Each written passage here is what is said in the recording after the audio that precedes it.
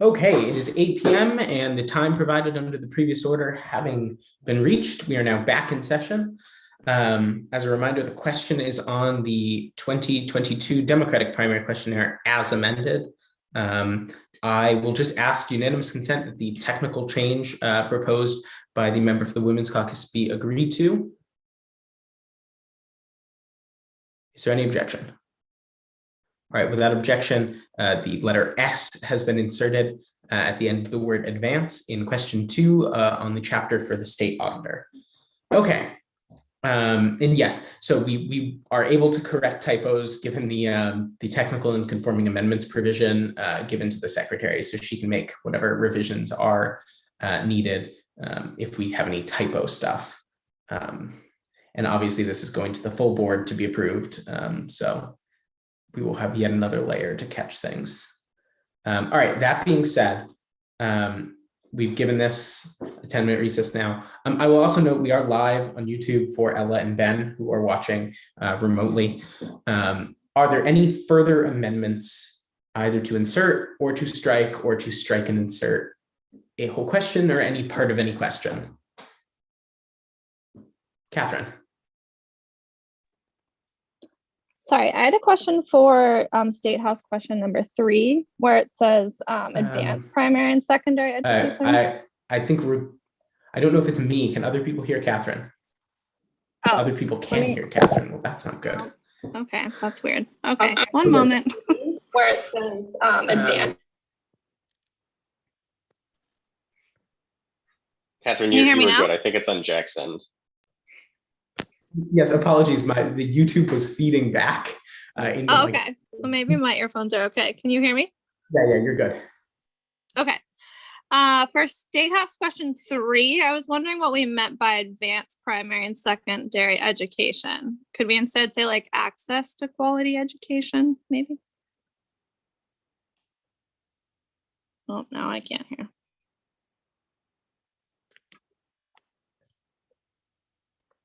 All right, wait, how about that? Now I can hear. Yes, okay. Can you hear? Excellent. Yes, yeah, I think we're all set now. I apologize. I had turned the YouTube streaming off and now I've turned it back on. Okay, so that was under the state auditor, excuse me, the State House and Senate division. Yes, and that was on advanced primary and secondary education. Yeah, so the idea being the fair share amendment is supposed to bring in a lot more revenue for classroom education and primary school development. There's going to be a question as to how that money specifically is spent. Got it. Since there'll be more of it now. But if the word advance is what's improve better. Or like access to quality education, maybe? Maybe I'm just being nitpicky though. Yeah, I think I don't know what the state legislature would particularly be able to do like access wise. Right. Yeah. No, I get what you're saying. Can you give me a little more? So that's fine. No. Do you have like more on like what you're, because I want to grab the meeting. No, I think advance is fine. I didn't understand, I guess, where the question was coming from, but now I get.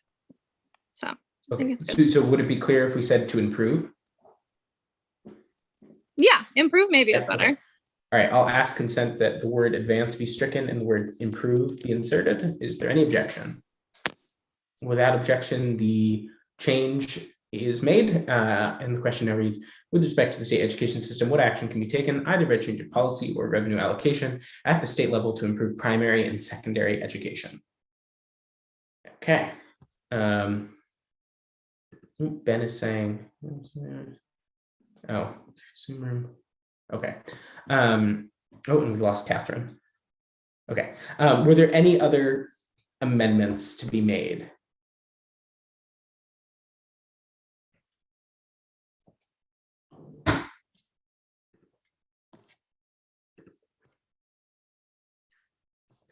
Were there any other amendments to be made? All right. Seeing no other amendments, do people have debate on the questionnaire as a whole? All right, I'll recognize myself on this point. I think that the report of the subcommittee ultimately has has pushed us in the right direction here. I think it's a good questionnaire. I think any concerns about the length can be kind of summed up by the word of this is a primary questionnaire. We are asking for, this is a higher level that we're asking for. I think the amount of dedication that we see go into this will tell us a lot. I think it'll also be very beneficial, even for those that we don't endorse, to get a lot of information from them, to be able to talk to them about these important points. I think that in general, it is very concise, and that the answers that we get will be meaningful, and that is that we can actually learn something from them. I think the one concern that I think that we had, that we were overburdening people, I would say, I think with the new word caps that we put on that are much lower, hopefully that burden will be eased. And I think also by having that exemption of being able to refer us to very similar statements made in the past will also help reduce the burden, especially on if there's a couple of those that apply, which for a long time legislators there will be. So hopefully that will get us there. I would say I think that it's in very good shape now. I think that for the offices that we expect to be heavily contested, there's thorough and complete questions. And I think this is ready for the board to approve. And so with that, I will yield back. Is there anyone else who wants to speak generally about whether or not on the questionnaire as a whole?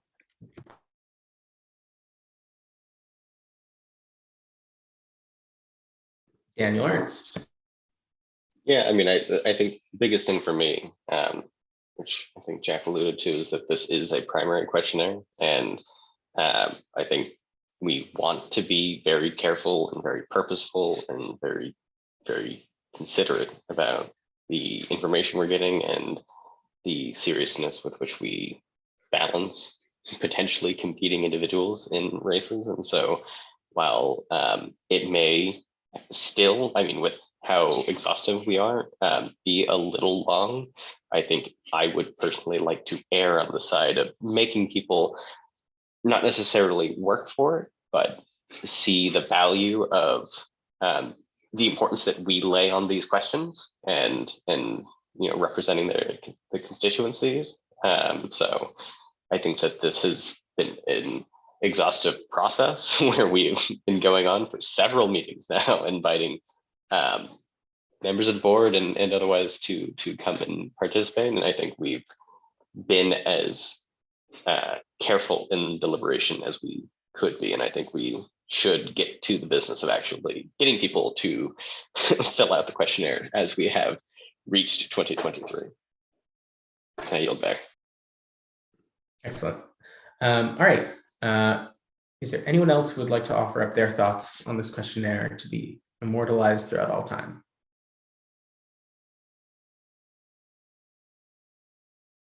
No? All right. I know that we're talked out. This is our 6th meeting. I commend everyone. Thank you so much for being here, for doing that. That being said, I'm going to go ahead and ask the yays and nays. For members watching via the YouTube live stream, please send a comment via Slack. Preferably if you can do that to the public channel this time, just so that there's a clear record of that. I'm going to go ahead and just call through the roll here. Okay. Daniel Ernst. Aye. Anna Duffy. Aye. Matt Kiliak. Aye. Eli Senich. Aye. Catherine Arnson Ensign. Aye. And Ben and Ella, if you send something, okay, here we go. Ella votes aye, and Ben sends me via text that he also votes aye, and I'll ask him to please send that to the Slack. Ben says he doesn't have Slack on his phone. Well, Ben is voting aye. He's watching on our live stream. As long as there's no objection to that, I'm going to record that. So by a vote of 8-0, with all members voting in the affirmative, the 2022 Democratic Primary Candidate Questionnaire is approved. Yay. All right. All right. Thank you so much, everyone. I really appreciate it. I know that we did 6 full sessions and over a dozen hours on this, so I really appreciate that. And we ran a bit over tonight, so I appreciate that as well. Hopefully we will have candidates. I'm hoping to actually bring in more high-level candidates in the next couple of weeks here, in terms of potential candidates, or excuse me, candidates for lieutenant governor, and others. And so that being said, I will move that we adjourn. I'm not going to qualify that at all. Our next meeting is on the 23rd. I don't think we need anything before then, so I'm just going to move that we adjourn. That's certainly open to amendment, though. Is there a sufficient second? There appears to be. There is. Those in favor of the motion to adjourn will say aye. Aye. Aye. Aye. Aye. Those Aye. opposed, no. Opinion is shed. The ayes have it, and the committee stands adjourned until January the 23rd at 7 p.m. Okay, we adjourned. Before anyone leaves, I would like to grab potential candidates for Attorney General, people who are exploring and who have filed with OCPF but are still exploring, to come talk before the committee. However, we will